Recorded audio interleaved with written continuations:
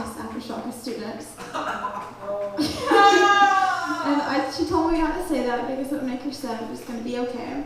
So tonight, it's Dream Team night, and so all the members of the Dream Team that are here, we're all trying to do something. Even those that are not here, they're with us in spirit.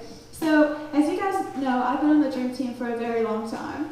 I think I was secretary in 2013. So that's a very long time. I was secretary first, and then I was vice president. But I did my first communion meditation in November of 2014. So I'm kind of a veteran. But anyway, so what I'm talking to you guys about tonight, if you look on your sheet, I'm talking to you guys about what I learned as a Dream Team member. Because I feel like that, I could tell you guys and give you guys some wisdom. So what it taught me was that it taught me to be responsible and to be a leader. So when I was a freshman in high school, when I was in middle school, I was a very shy person. I was a very weird person, and when I talked to you, you were like, "What is this girl on?" So, I was just kind of like that. But all of us were shy in middle school, especially about our faith. So I was baptized in the 5th grade, but I wasn't really passionate about Jesus until I started being involved in the Dream Team.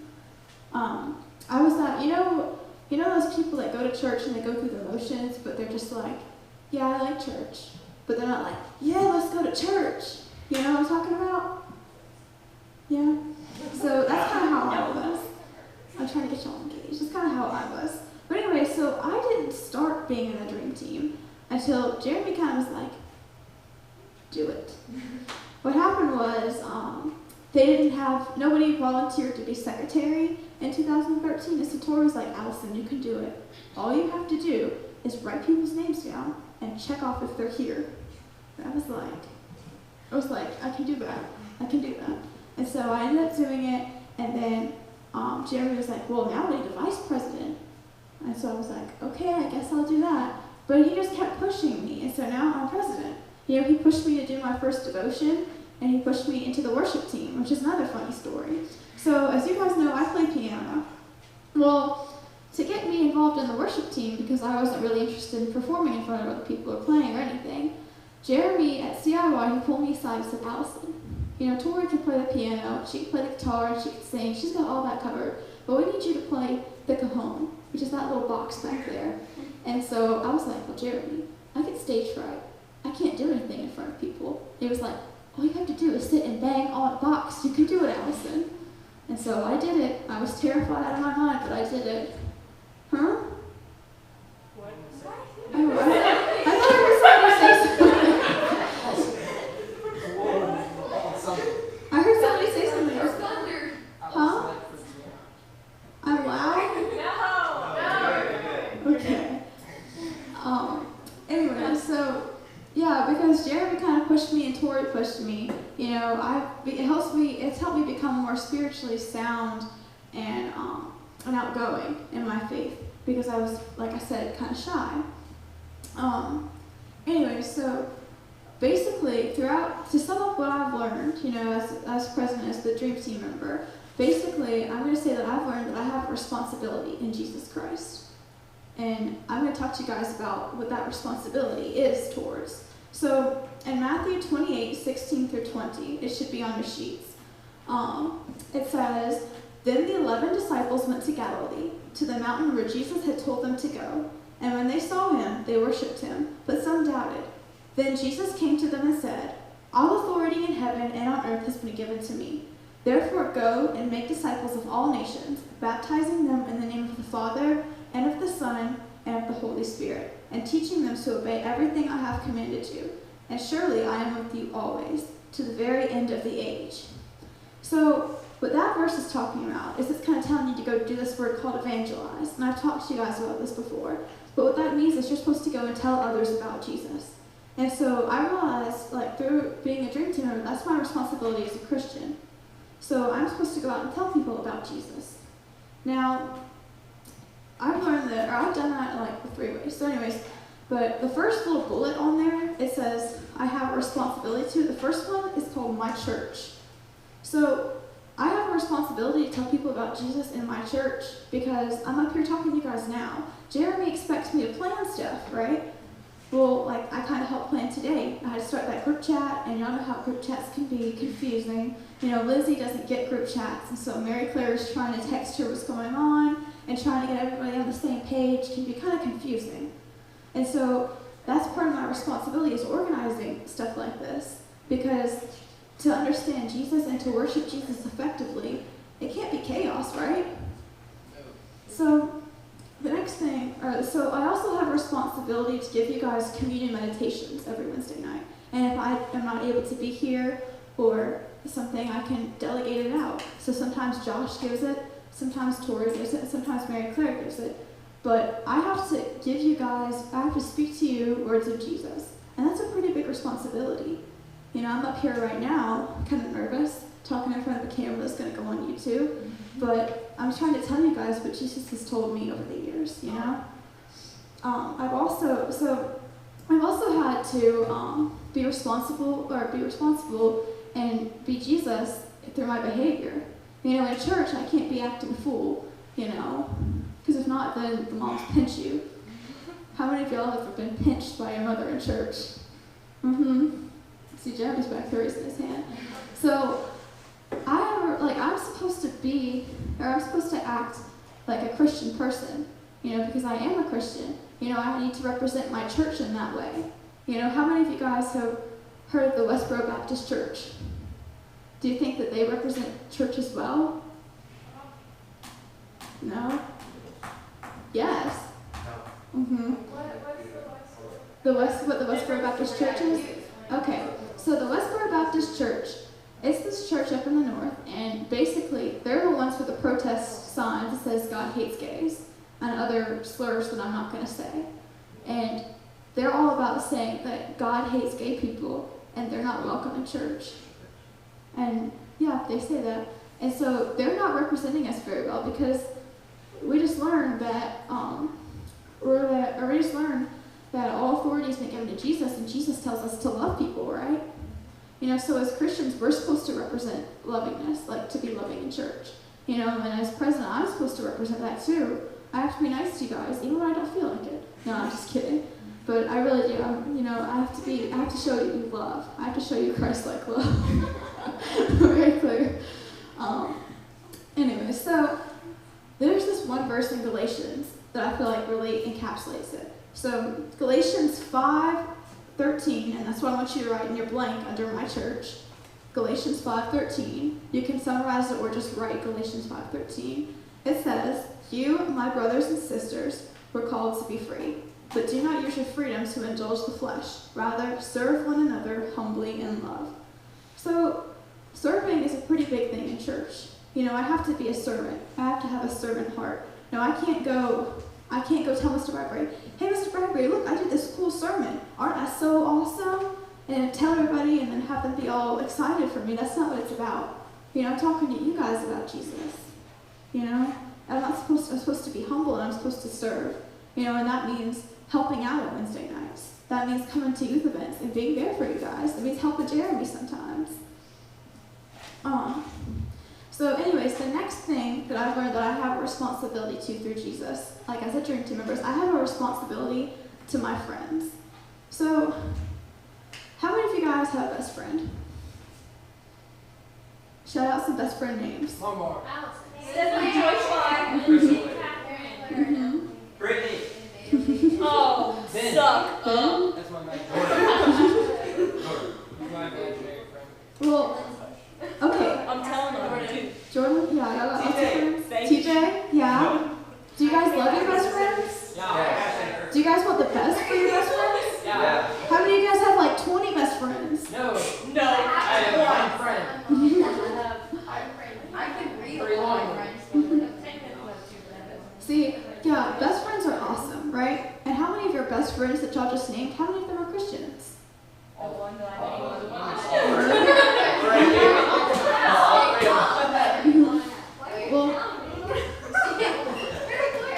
Well, if you have at least one Christian friend, you're doing something right. You're doing something right.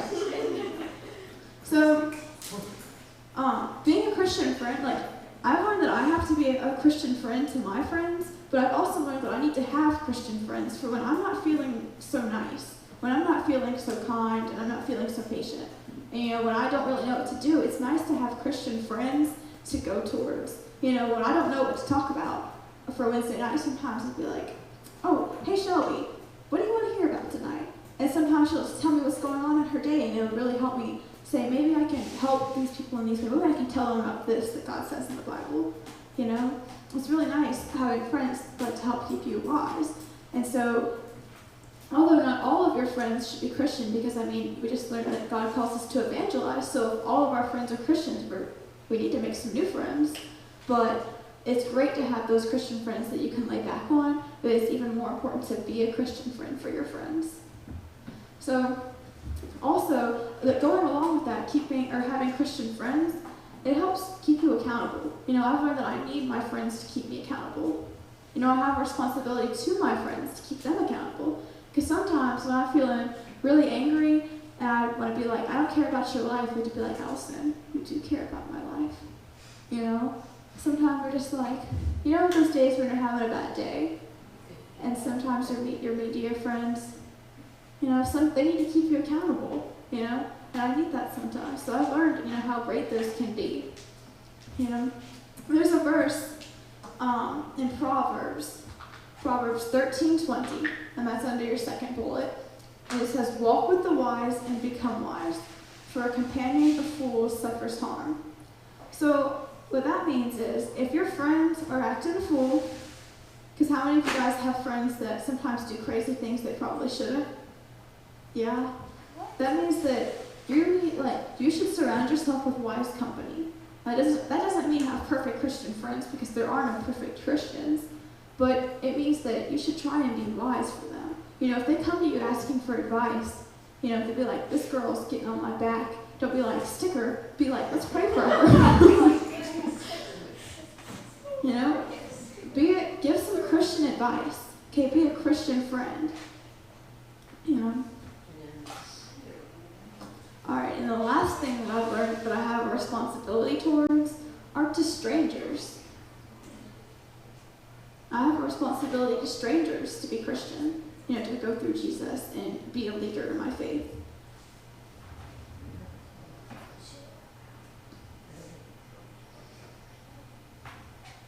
So what's that word I mentioned at the beginning of this?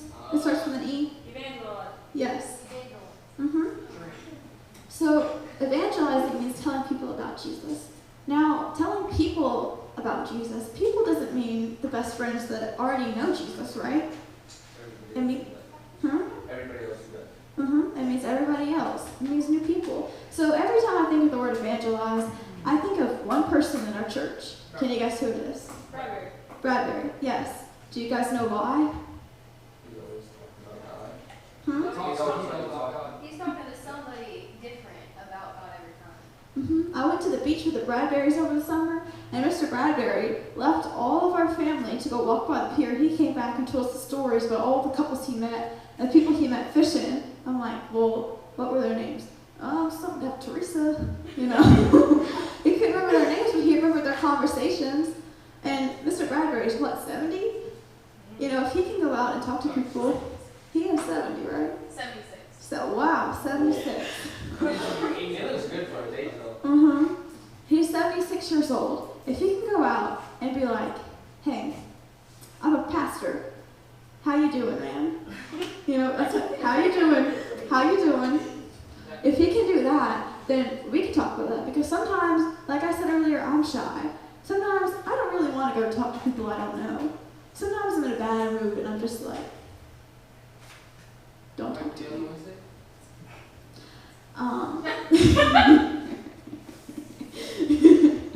Yes, I'm not like last Wednesday. But, sometimes I don't.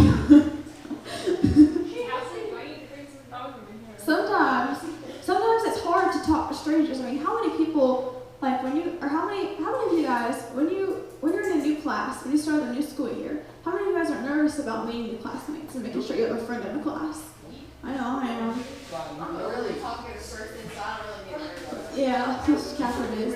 When I started this semester, when I started this semester, in my classes, I was in this class there's class pre-cal, and I didn't know anybody in my class because I'm usually in honors classes, but I took a CP math, and so I just kind of sat there by myself and put my headphones in. So for the first quarter of the semester, I did not speak in math class. But then I was like, maybe I could talk to people, and so I just started talking to people. And even though it's hard, it's still hard for me. I'm 17, about to be 18, and it's still hard for me to talk to people. But that's something that I've learned that I have a responsibility to do, because when my mom asks me this all the time, she's like, Allison, have you talked to somebody about Jesus? Because if we don't, when we get to heaven, when God asks, well, do you know if this person's going to be in heaven? And we say that we don't know. He's going to be like, why don't you know? He's going to give that mama look like, why don't you know? Because we have a responsibility to talk to people. We have a responsibility to talk to people. And so if we meet someone new and we're not talking to them about Jesus, even a little bit, like just mention our church, then maybe that's the only Jesus they ever have. Maybe they never get asked again. And then when they die, where are they going to go? I mean, I've learned that I have to evangelize, but another thing besides just talking to people is I've learned that I have to be Christ-like in my interactions to strangers. So how many of you guys have ever had some person that's just either a terrible driver cut you off, or maybe they get your order wrong, or maybe someone gives you a look in the hallway, and you're just like, what's going on? Let's just take it back to maybe 45 minutes ago. You were in the middle of the road, Allison. Bad driver. The middle of the road. I told you. State my case. She was swerving, buddy. She was swerving.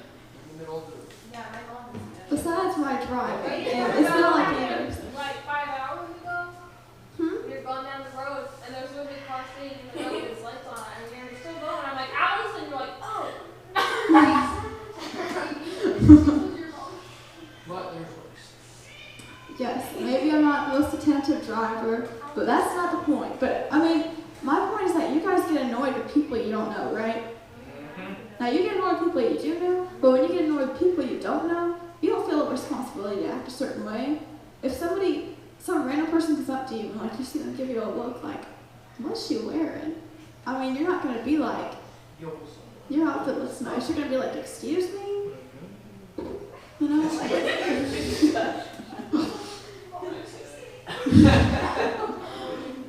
But through the dream team, I've learned that I'm held accountable for my interactions and my behavior. So sometimes, when I'm in a bad mood, sometimes I'm not the nicest person in the world. Mary Christ's looking at me because, sometimes we get into tiffs and all that. I don't know what else to call it. But see, I'm supposed to be nice to you guys. I don't have to, but Jesus says, Allison, you're supposed to be kind and patient and loving towards people in your church. You're supposed to be loving to everyone. And so it's hard. I have to remember, that the new people that you guys bring to youth group that maybe I don't know, I have to be nice to them, or I should be nice to them. I have to be loving. I have to be Christ-like to them. And so, I want you guys to remember that y'all should be like that too. So yeah, this is a Bible verse that I found that I really like for this. So in John, Jesus says this: "A new command I give you, love one another. As I have loved you, so you must love one another. By this, everyone will know that you are my disciples, if you love one another." So maybe we don't have to, this is saying that maybe we don't have to use our words if we're scared. Maybe we can use our actions. Being nice goes a long way.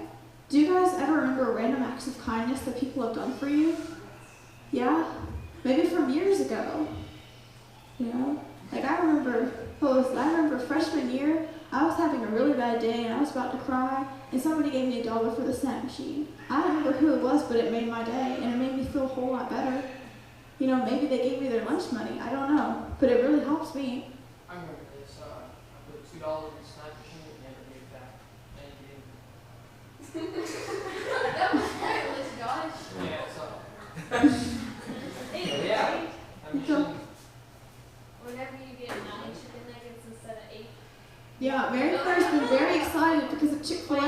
2 times with them. Allison, I got 4 chicken wings instead of 3. Nice. I always said that if I were to Chick-fil-A once a day, I'd put an extra chicken nuggets to make them like the same. That's stealing. Don't rob me, Chick-fil-A. You pay for 3 and you get. Then they take something out of the bin. That's when you're tailgated non-stop.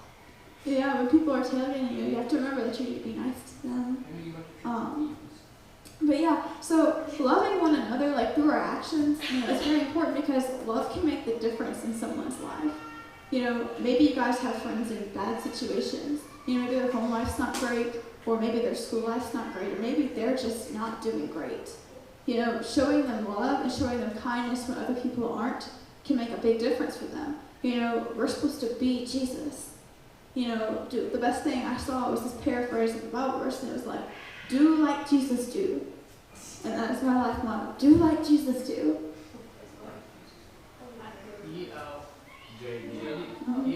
DLJD. Do like Jesus do. We should make our own grace. And so, Make our own grace. make our own bracelets? Alright. DLJD. Let's go for it, guys. But, like I said, love can make the difference for someone's life. And so, I've learned that, I should be loving towards people, So, basically, overall, the things that, the responsibilities I've learned that I have in Jesus are kind of encompassed by this. Responsibilities Jesus have taught me, or the responsibilities Jesus gave me have taught me the fruits of the Spirit. Because I have to have all the fruits of the Spirit to do all the things that I've just named. I don't do them successfully all the time. I don't do them very well all the time. And sometimes I just forget to do them at all. Jeremy had to keep reminding me to plan for this. What was it, Wednesday night last time? Have you worked on this? Oh, I got it. But I hadn't started it. I can admit that now, and it's okay. But, yeah, anyway, I've learned that the fruits of the Spirit are important. Because we all remember the coloring pages we did when we were younger, with all the fruits of the Spirit. We had a lesson from Miss Mary Moran in the back, and we'd get a little coloring page with a bowl of fruit. It had the top fruits of the Spirit, and it would have written it had bananas, patience, stuff like that. I used to think that was what it was, but I've learned how important they are because it tells us how to be like Jesus. It tells us how to do like Jesus do. And these are the fruits of the Spirit here. It's in Galatians 5:22-24. But the fruit of the Spirit is love, joy, peace, forbearance, which is patience, kindness, goodness, faithfulness, gentleness, and self-control. Against such things there is no law. Those who belong to Jesus Christ have crucified the flesh with its passions and desires. So, this whole sentence up here, this first sentence, that's what we should strive to be like every day. That's what I have to remind myself, Even when they didn't get my order right at Chick-fil-A for some odd reason, I need to be patient with them.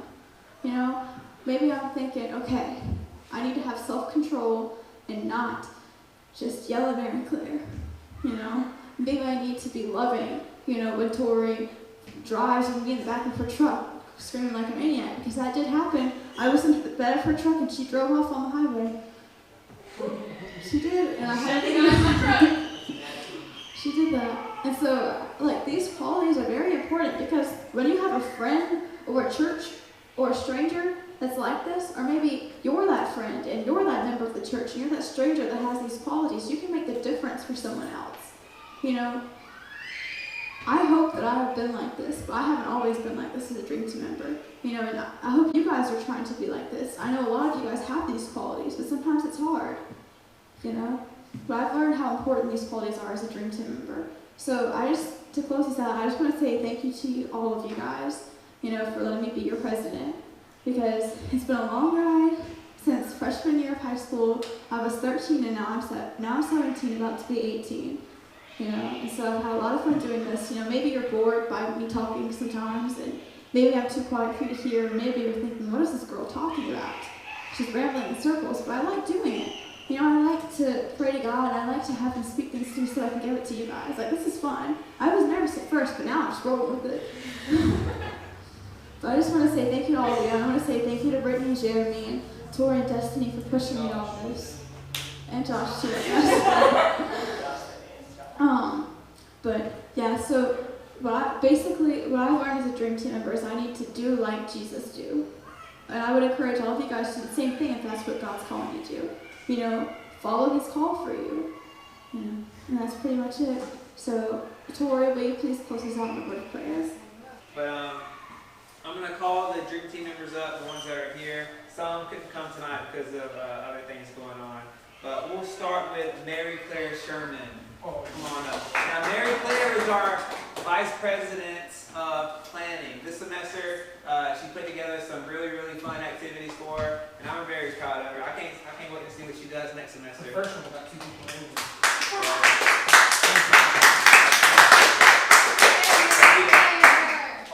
All right, the next one, Lindsay Keller. This semester, Lindsay Keller is our VP of Social Media. She's been the best VP of social media we've ever had, and I'm very proud of her. All those like artsy, like really cool posts on Instagram, it was Lindsay. She did a great job.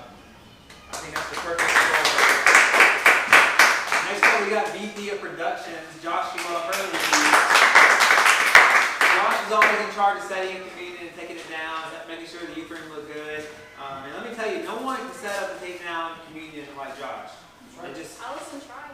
People have tried and people have failed. And there was more. Yeah. Josh, you did a great job, baby. Good job, good job. All right, next up we got Tori Bradbury as our worship leader. You guys know she's an amazing singer. She plays 50-11 instruments. She's very, very talented, and this youth ministry is very blessed that she decided to use her gifts and talents for the youth group. So, thank you, Tori. And last but not least, we have Allison Sherman, our president for the last 15 years. Allison, every single week, she did the communion meditation. She helped in planning of aftershocks, and she was just there when if I needed something done, I told Allison to do it, and most of the time she did it. No, she always did it. Anyway, I'm very proud of you. Good job. I'm going to give you this, and I'm going to give you this. Okay. You can ball that up and throw it away if you want to. No, please don't. All right, give it up for the Dream Team. And if you look over to the side, who's next? We don't know. We got this summer to think about it. Maybe some of you next semester will be up here on stage. YouTube, we're up to 42 subscribers on YouTube. YouTube. Hey, if you're watching this video, make sure to like and subscribe. Smash that like button, and yeah.